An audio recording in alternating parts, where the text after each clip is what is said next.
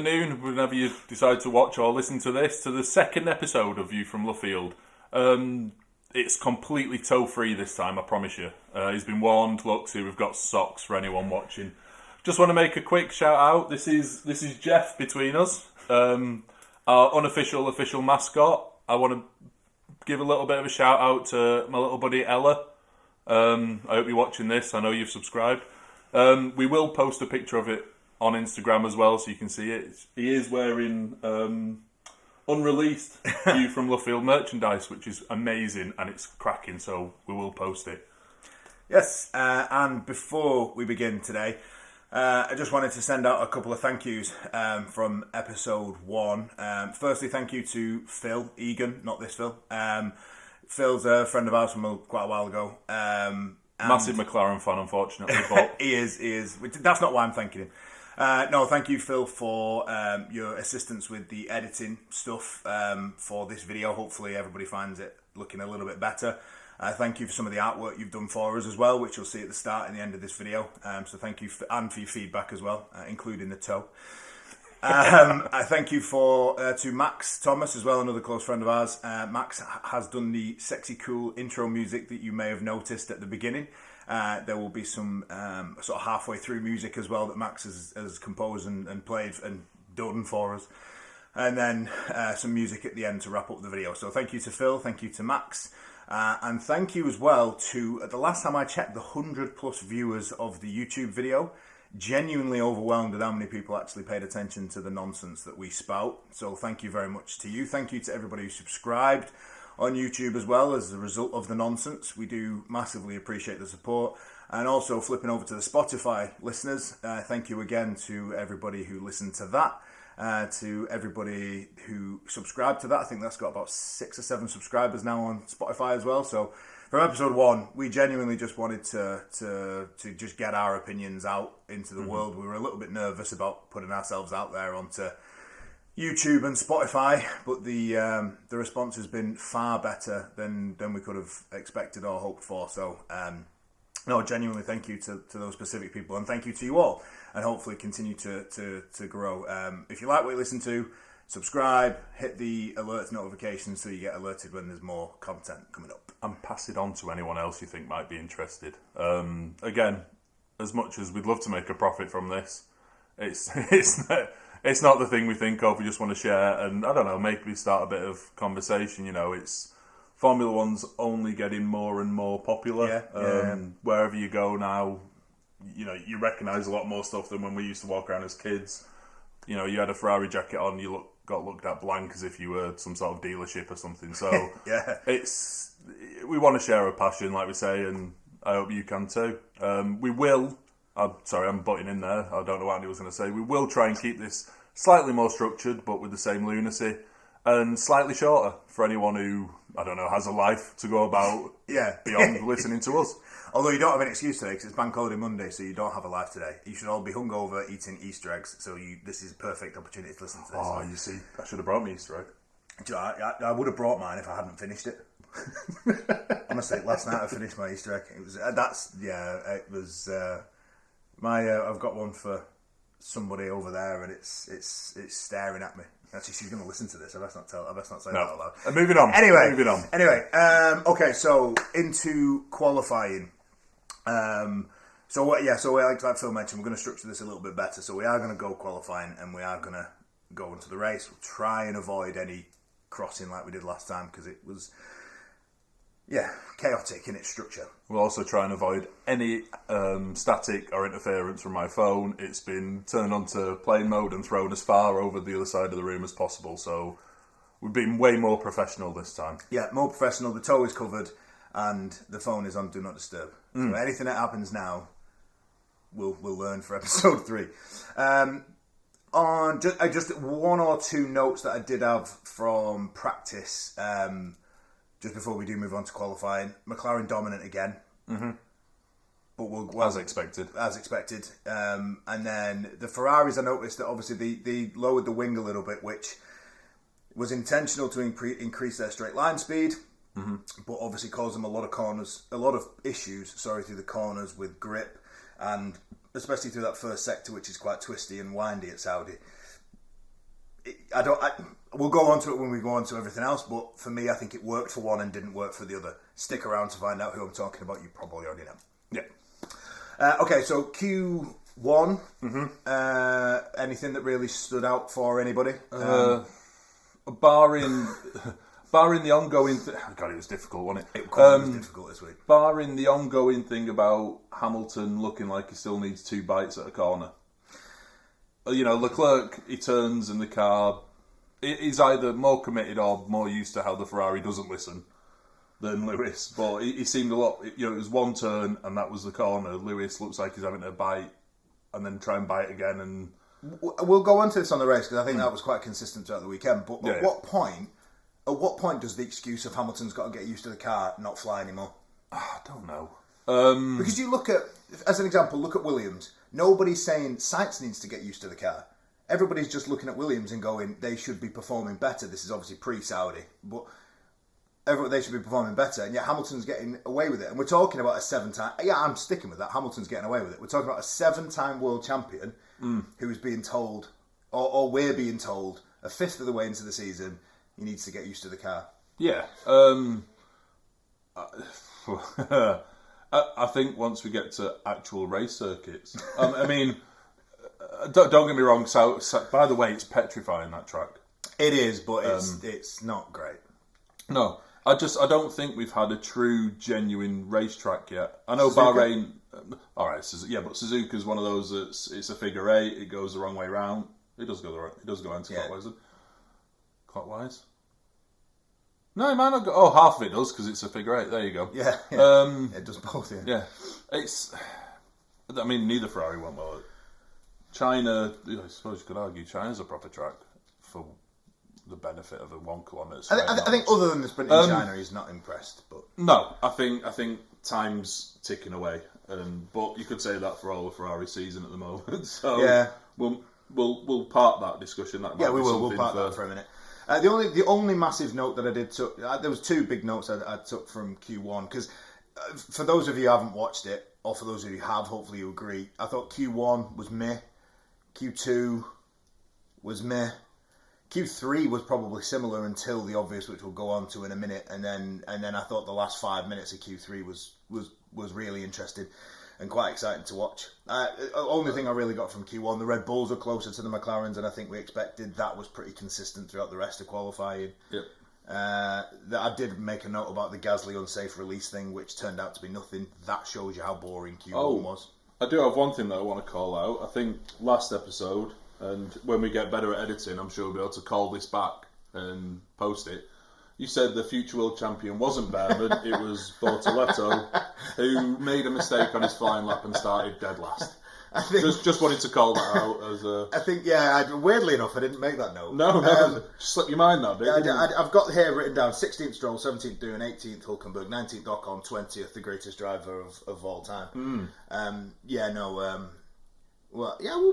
didn't say he'd win the world championship in Saudi Arabia 2025. No, I'm just saying there are rookies performing better, and you could say half of that's the car. You could say he's still spun on his. I think all the rookies are performing better than him. If I'm honest, at this stage, the rookies are performing better than some of the standard drivers. But there we go. We'll go on to that too. But Bortoleto.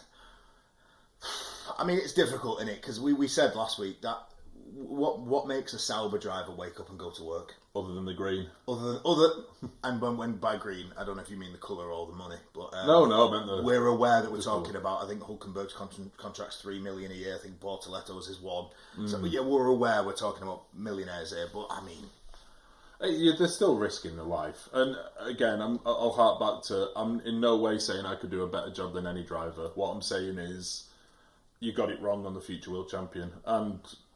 Who knows? In 10 years' time, when I'm sat here looking even older, I'll say I owe him a drink and a letter. But for now, I'm smug.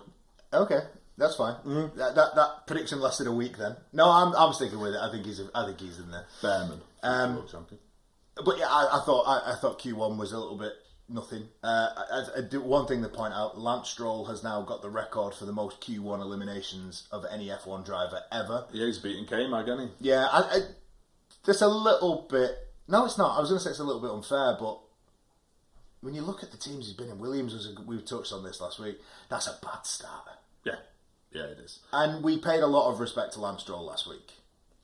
Rightly so. And like Phil said, we're not trying to claim that we could do a better job. He's just not good enough for Formula One, is he? Anymore. No, but there's an interesting thing I want to call out later on. Oh, look at that cliffhanger! You have to listen to it all now. Yeah. None of this 9% sticking for the whole video. You all will now. You will watch the whole thing. And you will enjoy it, just like we did the race. So Q1, I thought there was not a great deal. Verstappen ended up being quickest, which does show. Well, again, we'll talk about it throughout the whole qualifying thing. It does show just how good he is. Yeah, and sorry, I'm stealing your notes here. Considering Ferrari were running... one of us is prepared. Yeah, well, I'm not even going to hold up my piece of paper. It looks like it's gone through the wash 3 times. Considering Ferrari won new power units, yet again, they seem to have... they struggled to get out of Q1. But we'll move on. We'll keep going. We'll keep going with the flow. I'm not going to have a tantrum. As you can see, I'm in all red today. Yeah, so Verstappen quickest, Stroll out, we've touched on. Doohan, surprised actually by... Yeah, he's been going well, Dylan. Yeah, I'm surprised at that. I thought Alpine would have shown more on Saturday. I'm surprised by Doohan. That was probably the shock elimination. Hulkenberg in 18th, Bortoletto 20th. No great surprise. We touched on the Sauber thing. Ocon was it? Yeah, Ocon was a surprise because Haas, I thought up until this point, were actually sort of looking in a good position to fight for sort of the best of the rest. Yeah, well, they were 5th, weren't they? At the start, I'm sure they were at the start of the weekend. Yeah. That was a big shock from Ocon. And it's the first time anyone's beaten him as a teammate in qualifying for Saudi Arabia. Wow. Ollie Behrman, the one that Anthony said isn't a future world champion, just proving his class there. Did I say he isn't? Or did you said, I think you did. Do we have to... anyone who's listened and wants to comment, feel free. Yeah. Okay. But it's nothing to do with Bortoletto being a McLaren junior driver and Behrman being a Ferrari junior driver. Obviously, that's never crossed his mind. Are they? Who knew? And then I just put Ferrari were meh. And Williams. I thought Williams did well, 6th and 8th in Q1. Yeah, but the thing with Williams is they always seem to go really well when it's a fast track. Yeah. Whenever there's a lot of straights, that Williams is the slipperiest thing. It has got some good speed, to be fair, Williams. But I think the thing is with Williams, we expected them to be the best of the rest. Especially with the signing they made. With Sainz, yeah. The best driver who wasn't picked up by anyone in a good team. We touched on it. Maybe we'll do an episode on it one time. The mystery of Carlos Sainz throughout the entirety of 2024, because it baffled me that it took A, as long as it did for him to get a seat, and B, no disrespect to Williams, because as British F1 fans... I was over the moon that he signed for Williams. Yeah, you are obliged to support Williams as a British Formula 1 fan, I think. But, it was just... the whole thing was a shock, but anyway, I thought Williams did well in Q1. Yep. But other than that, Q1, no real surprises? Not really, no. Not in the slightest. Alonso out-qualified Stroll again. That's pretty much... Yeah, I think the interesting stat is, on Aston Martin, Stroll has the most Q1 eliminations of any driver in F1 history. Alonso this season has got through to Q2 every qualifying, but then gone out of Q2 every qualifying. Yeah. Which is a little bit of a spoiler, because now we're going to discuss Q2. So, a little bit of a spoiler on that. Tyres were lasting a lot longer than I think anybody anticipated that they would. I think the interesting thing was that pretty much everybody was able to do 2 decent, quick runs on one set of tyres, whereas you contrast that to Bahrain, it was very much you've got 1 lap to heat them up, you've got 1 lap to absolutely smash it, and that's it. You're not getting a second run out of those tyres. Contrast that to Saudi, where they were able to. I do like this running more than 1 lap on a set of softs. Yeah, I mean, there was some weird... So I know we're jumping back to Q1 quickly. There you go. The structure's out the window already. Let's keep going. But we knew it would last. It was amazing that McLaren were running 2 over 2-minute laps in between the flying laps just to maintain the time. Yeah. And Ferrari pitted but didn't change tyres just to get out of the way and then move back out again. It was weird that, but it just came as it felt like they'd stopped at a petrol station for a sandwich. Like they didn't fill up because obviously you're not allowed. They just wanted a sausage roll. and a cream egg. That's no, I don't Sorry, I'm not going on we've that. gone back again. to Easter chocolate. Yeah, sorry, Zach Laurent. I've just knocked him over. Aston struggles continue again in Q2. Again, as we said, touched on, Alonso got through to Q2 again, but then couldn't get out of Q2. The one big surprise, I have actually made a comment as well, actually, to be fair, if you can read my notes there, Just what about, it says underneath about Oliver Behrman. I was actually impressed with him out-qualifying Ocon, which was a surprise. He's good. Look, I'm not saying Oliver Behrman's not good, I just feel like he'll progress really well and then he'll get to a Ferrari and they'll put wets on in the dry and his strategy. Actually, Save that for the race. I was going to say, right? I'm not going to mock Ferrari's strategy. Call you out for this. I'm not going to mock Ferrari's strategy this weekend, I'll be honest. The 5 eliminations from Q2, Albon in 11th, Lawson 12th, Alonso 13th, Hadjar 14th, and Behrman 15th. Which, if you say the Haas were struggling because Ocon only got 19th, Behrman's done well to get 15th. I suppose one of the shocks from Q2 is that Behrman only got 15th. Yeah, and the other one, and it's worth mentioning and pointing out, is Lawson beat Hadjar. Yeah, that's yeah, nice little bit of confidence for Lawson. Oh God, look, the cap's going. We're destroying the set. The set. Honest to God. Yeah, that was worth a mention. I think Lawson doing Hadjar, because we ranted on a little bit about how good Hadjar was and is, and probably will be in the future. Other than that, just going off my incredible notes here, Verstappen just looked looked like he'd forgotten all about Bahrain, which is good for the championship. There's been a load of comments. I know Stroll made a comment. I've got a point to this. I know Stroll made a comment about if you put Oscar Piastri and Lando Norris in Saubers, then they'd have the most Q1 eliminations in F1 history. In a sort of a childish defence of the horrible stat that he's now got. So he's calling out Aston Martin now, then, his dad's team. Yeah, that'll go down well over Sunday dinner. Oh no, yeah, they're not talking. I was today. Say, no, I don't know if Canadians have Sunday dinner. If you're a Canadian listener, let us know in the comments. I've completely lost my train of thought. Yeah. Stroll was saying about. And the McLaren drivers would have that if they. And we said about Verstappen being good. So sorry, and it genuinely does. Thank you for saying You're welcome. There. You're welcome. It genuinely does make you see just how good Max Verstappen is, because I honestly feel like Sauber aside at the minute, because they obviously don't care about this year. Yeah. But you put him in any car, and you put him in that Aston Martin, he's into Q3. Yeah. I think every team. I think they'd struggle to find a home for him. It was interesting because I was watching an interview with Toto Wolff in the pre-qualifying show, and they were asking him about whether he was still flirting with Verstappen at Mercedes. And obviously, Toto's never going to turn around and go, yeah, I'd have him. But it is interesting because who would he take out if he were to do it? You'd have to say probably Antonelli, which would be a shame. I don't know. I think he'd take out Russell. Ooh. Well, his contract's up at the end of the year. I didn't realise that then, yeah. Anyway, that's maybe one for when we don't have a Grand Prix to discuss. But basically, my point is Max would get any car to perform. Yeah. And for years we've watched him and thought he's just in the best car, and that's why he's wiping the floor with everybody. Mm-hmm. But I think even when you go back to last year, Perez proved that was absolutely not the best car.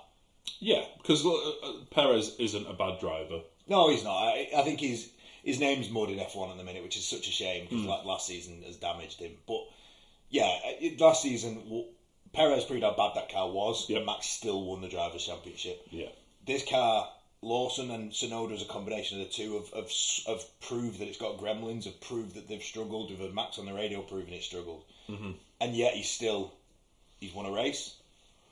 He looks so impressive in qualifying on Saturday. Watching practice, there was no way you thought anybody would even keep touch with the McLarens. No. And for him to do so, quickest in Q1, we know where he finished in quali, but it's mega again from Verstappen. Yeah. Just quickly moving on to Q3, so we're not. Before we do, my disappointment of Q2, Albon.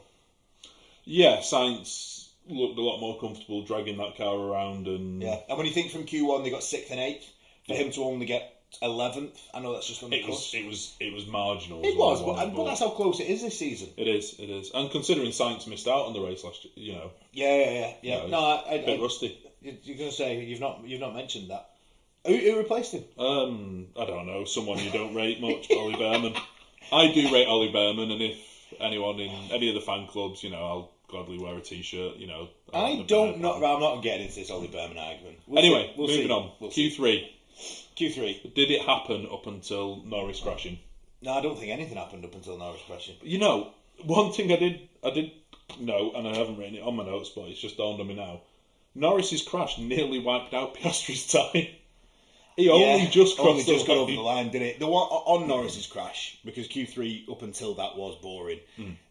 It's Lando Norris again, and I know you want to ask your question. Go on, ask it. Is he bottling it? I think it's too early for him to say he's bottling it, but it is once again, that's 2 qualifyings now back to back that he has made errors, and he's given himself far too much work to do on the Sunday. That he's pushed too hard. He's missed the apex of the corner, because I think Karen Chanduk did a review of how close Piastri was to that wall on the left hand side in comparison to Norris. Yeah. So he's missed the optimum. Floored it on the curb as well. Floored it on the curb and just completely. And as it snapped back the steering, and that for me, this is how we said it a minute ago. This is how tight it is in the championship this season. I consider that as a driver error. Yeah. And again, it's another one that Lando Norris is making on a Saturday that's giving him far too much work to do. And whilst his teammate is running away and getting in the lap, obviously he finished second in qualifying, but he was pole for Bahrain. Whilst his teammate is continuing to do that, whilst Max is still continuing to stay in there or thereabouts, Lando Norris is giving himself far too much to do on a Sunday. And in a track like Saudi Arabia, which we'll touch on when we discuss the race, but it's difficult to follow, he has got to be cursing himself. And I said it on the first episode, I love Lando Norris, but he is making his job a lot harder for himself than he has to. When there's no margin for error at the moment either. No, like you were saying, it is so tight. I mean, it's so tight between him and Piastri for a start, and that's a level playing field because I don't think any of them are getting preferential treatment, but you've got Max sniffing around constantly, and if you give him half a chance, he will. We'll move on because that's the race bit that I was about to wax onto there. But right, other than Norris's error, it pretty much went the way I expected. Apart from, I have a few shout outs, and I'll let you do your shout out afterwards for Q3. Verstappen was truly phenomenal in a car that isn't up to much at the moment, but it proves that he's one of the best around. Sainz, absolutely incredible. And sixth, and dominated Albon. I think a majority of the weekend, but that's moving as well. Antonelli for me as well. Yeah, Antonelli. Kimmy's Antonelli. He's a fifth. Yeah, I thought Antonelli did well. My shout outs, to be fair, my drivers of qualifying, and it's probably a little bit easy. It's Verstappen, just because of how much McLaren dominated over practice. Yes, Norris took himself out of the equation for pole, but just because of how quick that McLaren looked throughout the Friday and Saturday morning practice sessions, for him to beat it, and I've actually written the times down on the notes. So there was a 100th of a second between Verstappen and Piastri, and there was only a 10th between Piastri and Russell. So the whole top three was separated by 14 100ths of a second. Would you say the Mercedes is the second best car? Surprisingly, and I didn't think I would. I thought if you'd have asked me pre-season, I'd have said no. But at this stage of the season, I think it is. Yeah, but we'll touch on that in the race. I thought the race they didn't do so well. No. But yeah, shout out to the top three. I thought that last 5 minutes of Q3, Verstappen, Norris, Verstappen, Russell, and Piastri, the lap times that the three of them were putting in. That Mercedes has caught.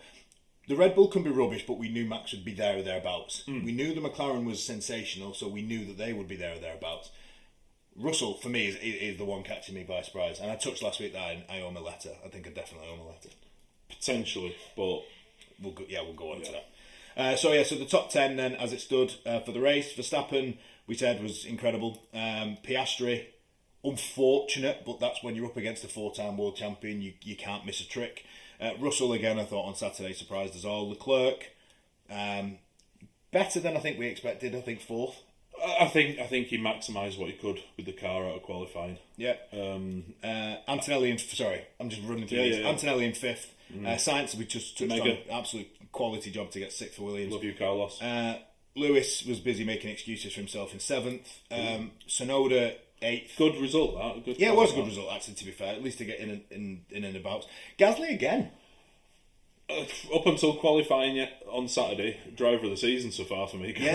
I think he's performing well above what that Alpine's capable of. And then obviously Lando in 10th after he decided to try and speed up on a curb. Right, so that is our review of qualifying. Like I said, it wasn't the most entertaining session of I think the last 5 minutes of the entire session was where it really came into life. If you haven't seen it and you want to see it, my advice would be Fast forward to the end. just fast forward to the last 5 minutes. If you get onto your fast forward onto your screen and you see Lando crash, wait for the red flag to go away and then watch it, because that's where it really kicks into gear. Okay, we'll be back in just one moment and we're going to discuss